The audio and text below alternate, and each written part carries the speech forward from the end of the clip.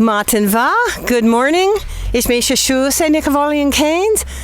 I am Susan McMillan Canes, and this is Gaelic Woman. Know your culture and live it.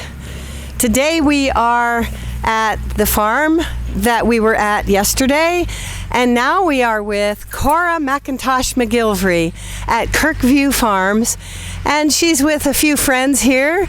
This is Rosie and Nellie, and Cora is going to tell us about being a farmer, a Scottish farmer.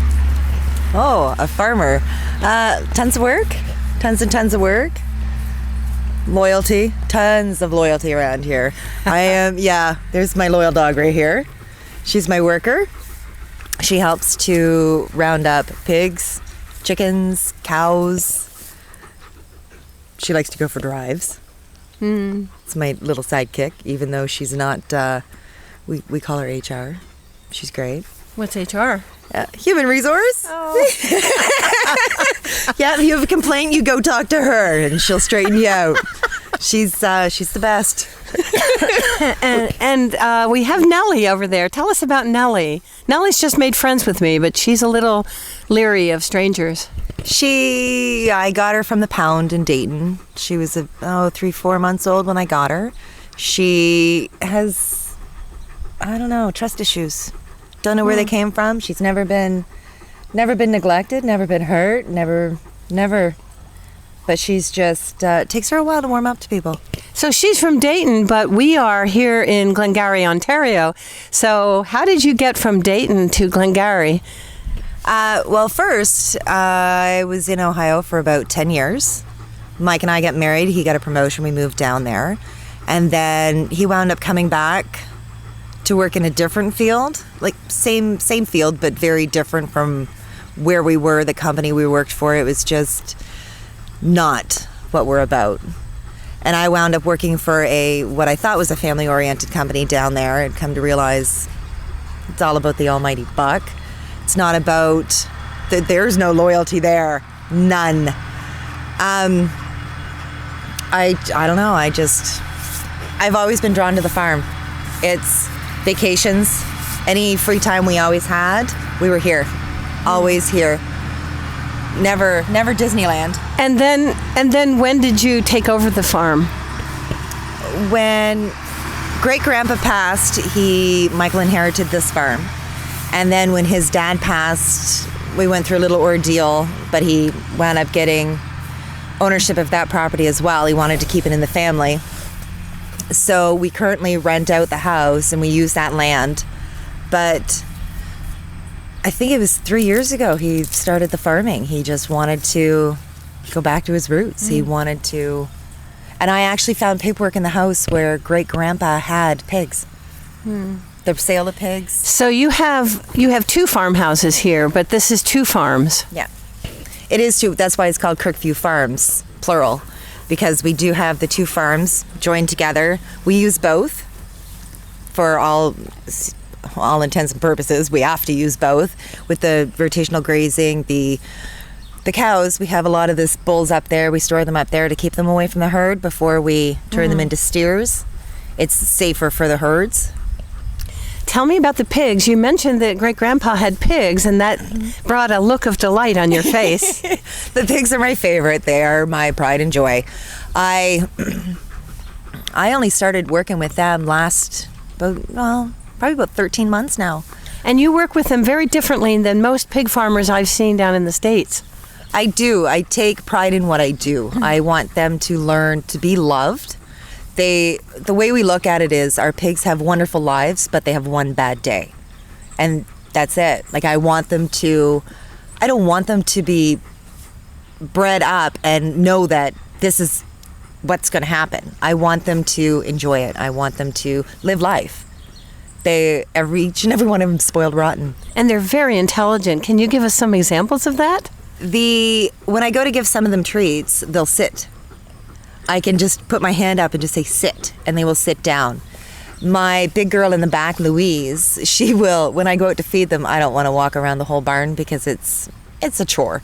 So I climb out this little window we have in there, so I get out to them, And there's 13 pigs out there currently, so trying to climb out into 13 400 or 500 pound sows is a bit much. So I call Louise, and she comes over and she puts her body in the window and she moves it sideways and pushes all the other pigs out of the way so that she can get her feed. And she does this every time I go out there, twice a day. There's a reward for her in that, and she's learned to repeat the behavior. Yeah, she's a great girl, that one. And you said they were more intelligent than dogs. They are. They know, like, they learn the fence really quick. They're just, they know their names. 3 months, they're equivalent of a 3-year-old child. Whereas a dog, you can tell them no, and they don't stop typically. We've learned that one a few times too, right, Rose? Sure. Right, Rose? Yeah. Yeah. So we have in front of us a whole load of eggs. And you collected these this morning? I did, yes. My layers are out in the back pasture. I go down, I do my bush pigs. I've got 13 gilts and a boar out there. And on my way back, I stop, I do chickens, and chickens. Currently we've got 4 batches of chickens. 3 are broilers, which are meat, and then the other one's my layers. And in the summer, we like to put them out and rotate them through the grass so they get fresh grass. And they're back there, mainly back there because the turkeys are on the side and you can't have the two together because the turkeys can some turkeys can have a disease called blackhead disease, which will kill off all of your chickens. So we try to keep them as far apart as possible.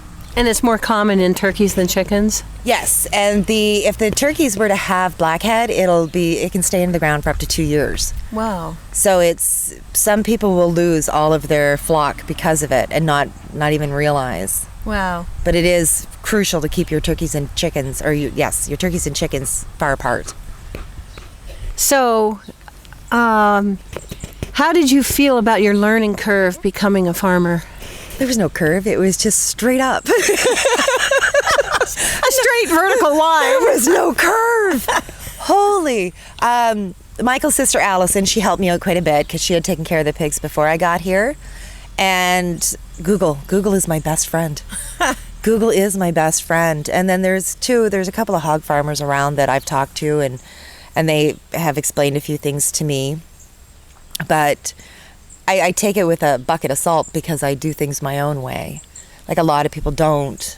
Oh, so now we're talking creativity. Well, I mean, any one of my sows you can get in and sit with and you can pet them. They love behind the ears, the top of the head, and the belly. They love to lay down for belly rubs. And they love to dig a trough. I saw their swimming pool back there that they dug. Yeah, they love to wallow. It's because pigs don't sweat. That's how they keep cool. So each and every morning I go out, I dump their water bin into it, one of their water bins, and then I continuously fill up that wallow. And I make it really, really wet for them so that they can go out, cool down. I mean, some of my pigs have so much mud on them, they look like cement statues. I think the mud probably keeps the flies from biting them, right? Yes. It helps with the flies, but it also helps to keep them cool. Rose. Oh, look at this love bunny here. She's not going to leave your side. No. She's very photogenic. She says, it's break time. I don't often get breaks. So tell me about the MacKintoshes. Oh, the MacKintoshes. When did they come? I'm from Nova Scotia, but I don't even know. I can't. Were they on the Hector? The early ship in yes. Pictou? Yes. And actually, funny story, my uncle is the artist at the Hector. Oh, at the visitor center. Yes, he is the artist there. I didn't actually learn a lot about my history until I met Michael. His family is very, very Scottish. It's hard to avoid in Glengarry, Ontario. Yeah, I appreciated it very much because I had no idea. We were somewhat town, little country, but that didn't have the celebrations like we do here. So we're talking about a lot of the celebrations here. In particular, this weekend is the Glengarry Highland Games, which are the largest in the world outside of Scotland. And that's one of the big events that highlights our musical arts and dance and so on, the creativity. But beyond that, it sounds like you didn't have in your consciousness that you were living the Gaelic values. And what I want to assert is that our Scottish families in Canada are doing that, and maybe are not aware that they're doing anything different than anybody else, because it's how it always is and how it always was. And like in America, the Scots came over, in many cases assimilated and spoke English, but in Nova Scotia there's strong efforts to keep the Gaelic language. Not everybody does it, but there, I still assert that there are the Gaelic values at work in Canada, and we talked about that a little bit earlier. Do you have any sense that your family was doing that? More so now than before. We had my sister. There's something about this area. Glengarry. Yes, absolutely. There's something about it. If you've never been, you need to come visit. Yeah. 100%. You have to come and visit. Because growing up, like I said, we didn't learn a lot about our Scottish heritage. But my sister now has, she's got 2 children. And one can play the fiddle like no other. And that's what she does. She plays the fiddle, they tap, and it is absolutely amazing. And people earn a living doing this in Canada, which is phenomenal. Yes, they do. She has a little, she did her own CD, and she does. People pay her to come and play. Like, she'll play on the boat, the Pictou boat, going back and forth.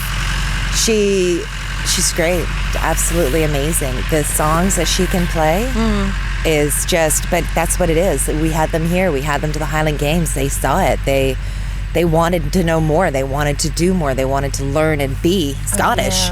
Oh, yeah. I mean, I came up here, I think seriously started coming up here in the 1990s, maybe 93 or 4, and connected up with some of my extended family, distant relatives, and it felt as if that they were closer than some of my closer relatives. And I think that's the generosity and the hospitality at work. And I've never felt like a stranger here or an outsider. It's like I'm not really quite sure how I'm related to many of these people, but I just say, if you want to know how we're related, just figure out how you're related to Archibald McMillan of Merlagan, our chieftain, and I'm his descendant, and that will tell you how we're related, because that was 6 generations ago, 6 or 7, and then that would make us a 6th cousin if you're related to him. So how about, so we've talked a little bit about generosity, hospitality. You have welcomed Anne MacGillvray and me here, Anne many times because she's a relative. I'm a distant relative because there's a McMillan back there that's an ancestor of Mike's and Anne's. But you've shown me your farm, you've shown me your pigs, and your dog has finally welcomed me, the one that doesn't welcome anybody. She put her head in my lap this morning, and maybe because I'm from Ohio too, and she's from Ohio. We've talked about loyalty in the dog and to the farm and to the land. Creativity. You've talked a bit about how you're farming, and how about the courage piece? That's a big one to be a farmer in this day and age, when you've got to compete with the mega farms, and there's a lot of what do they call them? What do they call these crops? Cash crops, farmers. What's it like to be the only one doing regenerative agriculture? It's difficult. There's days where, oh yeah, you find yourself sitting in a field crying.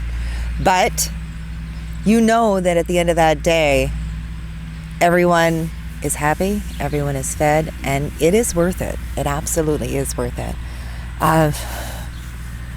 It's being true to the land and true to the ancestors in a way. It is very much so, but it's not something that's easily done. You need to really think about what it is that you're doing. Anybody can go out and throw Roundup on anything. Oh yeah. Anybody can. But to be able to go out weed that differently and have those weeds die, not come back. Your cows help with that a lot. The pigs definitely help with that. You just have to really think about what you're going to do. Not a lot of people understand what that chemical is going to do to their land. Oh, it's been showing up everywhere in our food supply in the States. Absolutely. And that Roundup that you're dumping in your field, if you put your cows out there, well, guess what your cows are getting? And then you're going to eat that. Get it in the milk. People some need to just stop and think. Anything that you put into your food goes into you. Don't feed your animals something that you're not willing to eat yourself. Yeah. That's just it. So, I mean, we've actually changed the way we eat. We eat all organic, non-GMO. Our animals eat the same way. My cows are organic. My chickens, my layers, everybody's in transition to be organic. Does it cost more? Yes. But at the same time, completely worth it. One thing I discovered when I started eating organic food was that I was getting complete nutrition. And without using microwave that zaps away some of the nutrition. And if you're eating food that's grown well, you don't need as much food because you're getting the nutrition. But if you're eating processed food, most of that nutrition is gone and you're just putting on body weight. Exactly. That's exactly it. We actually have a lot of customers who have the appreciation for what we do. And we welcome anyone to come out and see what we do. I just prefer a phone call or something beforehand so I know you're coming, because I'm usually busy. I'm always on the go with the animals.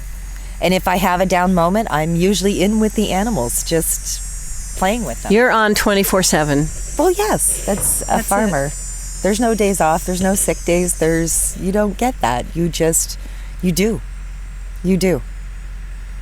You're loyal to them. They're loyal to you. Is there any final word that you would like to give to budding regenerative agriculturalists in the States or in Canada, to encourage them and inspire them, coming from your Scottish roots? If anyone is thinking, should I? Oh, it's going to be hard. Come see. Come out and see. Doors always open. We've got lots of bedrooms. Call first, please.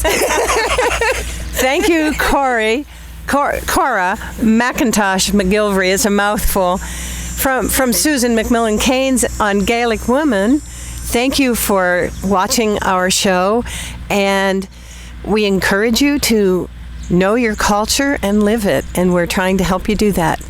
Thanks very much, and till next time.